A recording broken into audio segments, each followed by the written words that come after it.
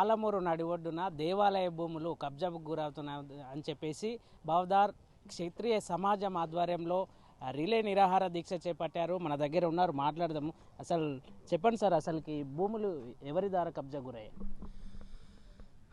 ఎవరి ద్వారా అంటే కబ్జాదారులు ఉన్నారు, కోర్టులో కేసులు నడుస్తున్నాయి.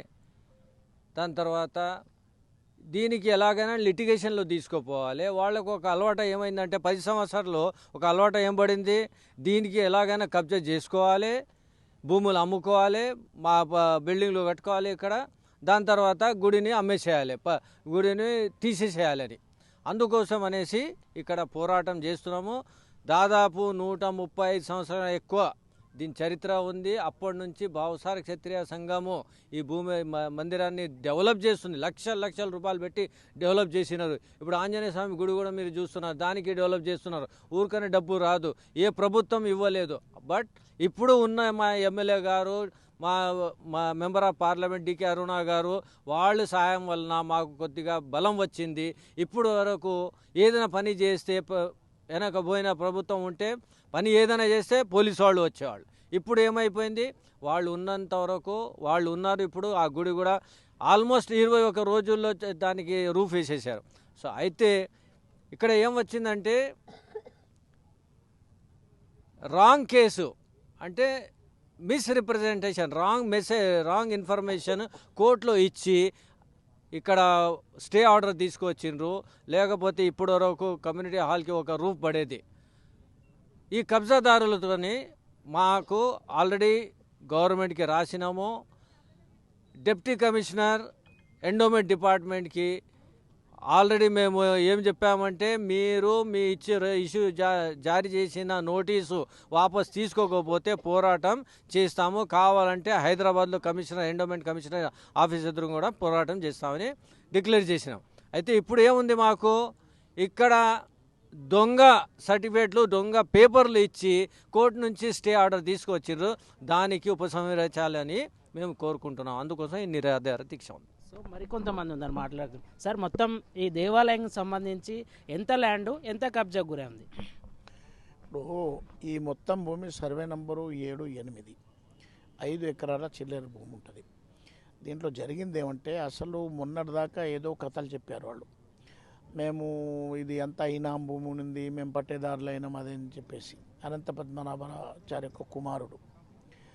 అసలు కథ ఏం తేలిందంటే, వీళ్ళు ఏం చేశారంటే 1991లో ఒక హైకోర్టులో WP నంబర్ 1079, WP నంబర్ 1029, ఈ రెండు ఏదైతే WP నంబర్స్ ఉన్నాయో ఈ కేసుల ద్వారా మేము దీనికి మాలికైనామని చెప్పి వీళ్ళు ఏం చేశారంటే తహసీల్దార్ దగ్గర అవి తెచ్చిపెట్టారు. అది వాస్తవంగా వీళ్ళది కాదు, అది ఒకటి సికింద్రాబాద్ది, ఒకటి నిజామాబాద్ది. దాంట్లో ఏం చేశారంటే వీళ్ళ పేర్లు జోడించి ఫ్యాబ్రికేటెడ్ మొత్తం తయారు చేసి, డూప్లికేట్ తయారు చేసి తెచ్చి దాఖలు చేస్తే ఆ డాక్యుమెంట్ ఆధారంగా తహసీల్దార్ గారు ఏం చేశారంటే 91లో తహసీల్దార్ గారు ఇంప్లిమెంట్ చేశారు వీళ్ళ పేరు మీద. అప్పటి నుండి వాళ్ళు ఏం చేశారు, దాన్ని వేరే వాళ్ళకి అమ్మడం వచ్చేయడం కథలు చేశారు. ఇక్కడ ఎవరు రాలే, కబ్జాల మీద ఉండదు, ఇక్కడ భక్తులే. అది మొత్తం డాక్యుమెంట్ ఆన్లైన్లో మొన్న తీసిన తర్వాత ఇప్పుడు కలెక్టర్ దగ్గర మేము వేసినాం. వీళ్ళ మీద ఫోర్జరీ కేసు చేయాలి, వీళ్ళని జైలుకు పంపించాలి, తర్వాత వీళ్ళ మీద యాక్షన్ తీసుకున్నది. యథావిధిగా ఇది ఎండోమెంట్ ల్యాండ్. నేను చెప్తున్నాను, ఇప్పుడు బహుశార క్షత్రియ సమాజం వాళ్ళు మనం మాలిక్ చేయలేకుంటే అదని కాదు, ఎండోమెంట్ దేవాలయాన్ని రక్షించండి అని చెప్పి ఇప్పుడు వేయడంతో ఏమైందంటే కదలిక స్టార్ట్ అయిపోయింది. ఇప్పుడు ప్రైవేట్ కంప్లైంట్ కూడా వేయడం జరిగింది. సింగిల్ ట్రస్టీ, ఇక్కడ మనకు పతంగే గారు సింగిల్ ట్రస్టీ, దాదాపు ఆయన మిలిటరీలో పనిచేసిన వచ్చినట్టు వ్యక్తి, ఆయన కాపాడుతూ వచ్చారు ఇంతవరకు. మీకు తెలుసు, ఇంతకుముందు కూడా 14 రోజులు మేము సత్యాగ్రహం చేసాం, అప్పుడు ఇది తేలలే. ఇప్పుడు తేలింది కాబట్టి వీళ్ళని మాత్రం జైలు పంపించేది ఖాయం. వీళ్ళని ఎట్టి పరిస్థితుల్లో వీళ్ళ మీద యాక్షన్ తీసుకోవాల్సిన అవసరం ఉంది. అందుకని చెప్పి మేము ఏం చెప్తాం, కలెక్టర్ గారికి పిటిషన్ ఇచ్చినాం.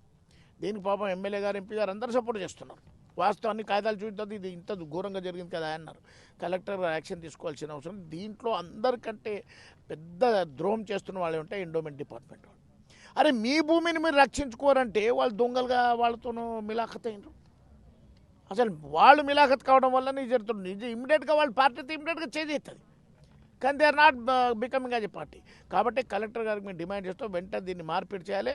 లేకుంటే మేము ఎండోమెంట్ డిపార్ట్మెంట్ కూడా ఇచ్చేస్తున్నాం. ఇంకోటి ఏం చేశారంటే ఇప్పుడు వాళ్ళతో కొలువుడై కొత్త టెస్ట్ చేయాలని ప్రయత్నం చేస్తున్నాం. సింగిల్ టెస్ట్ ఉండగా దీనికి వీల్లేదు, కేసులు నడుస్తున్నాయి కాబట్టి.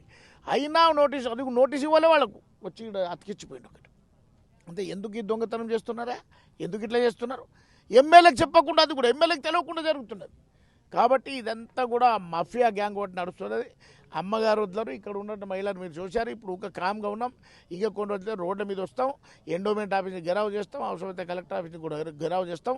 ఈ భూమిని మేము రక్షించుకుంటామని చెప్పేసి, ఈ భూమిని రక్షించమని చెప్తున్నాం. మేము ఎండోమెంట్ భూమిని రక్షించమని చెప్తున్నాం అంతే.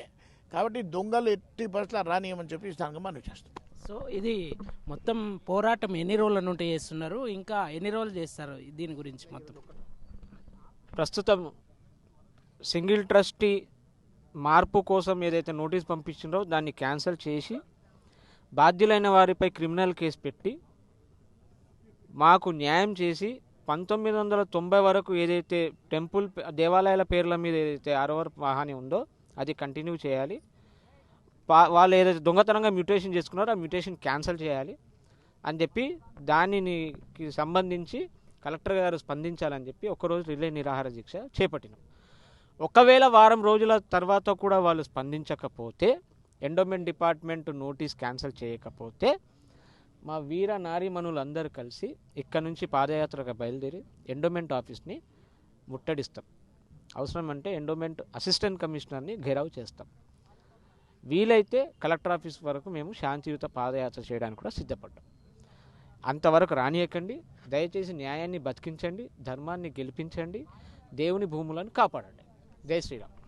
ఓకే, ఇది మొత్తానికి ఏదైతే దేవాలయం సంబంధించి అంబాభవాని దేవాలయం సంబంధించి భూములని ఖచ్చితంగా వెంటనే దేవాలయ ఎండోమెంట్లో ఉన్నటువంటి అధికారులే ఈ యొక్క వ్యవహారానికి మొత్తం కుమ్మకవుతున్నారు కాబట్టి దీనిపైన ఖచ్చితంగా చర్య తీసుకోవాలి. లేనిచో మొత్తం భవదీయ క్షేత్రీయ సమాజ ఆధ్వర్యంలో రానున్న కాలంలో జిల్లా కలెక్టరేట్ ముట్టడి కూడా చేస్తామని వాళ్ళు తెలుపుతున్నటువంటి పరిస్థితి కనబడుతుంది.